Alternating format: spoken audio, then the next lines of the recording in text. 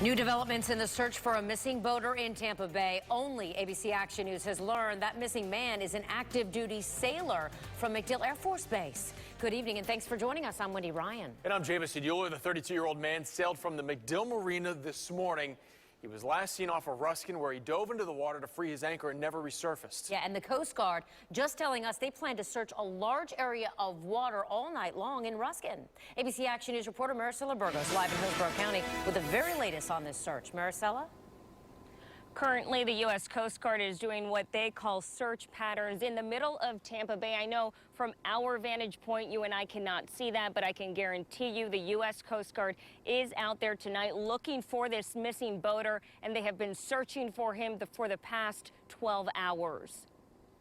Looking from above Tampa Bay, this is a glimpse of the large search and rescue effort to find a missing 32-year-old active member of the U.S. Navy out of MacDill Air Force Base. When we first got out, there was a police boat, and then we've seen either one or two helicopters flying around. Dirk Penrod heard about the missing boater. Authorities say the man dove into the water to set free his anchor.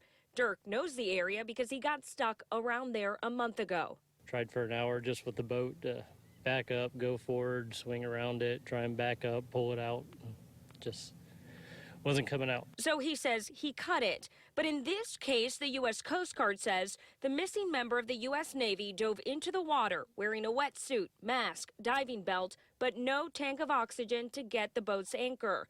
And according to them, the woman on board says he followed the line, but noticed he drifted away from it, losing sight of him. So she immediately called for help.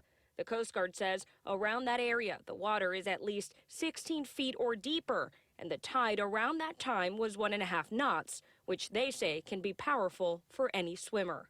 Like I said, it's a horrible thing to happen. On top of the searches that are happening overnight, here's what happens next. Tomorrow morning at 6 in the morning, the U.S. Coast Guard is sending back up their chopper. At this point, the name of that missing boater has not been released. Reporting live, Maricela Burgos, ABC Action News.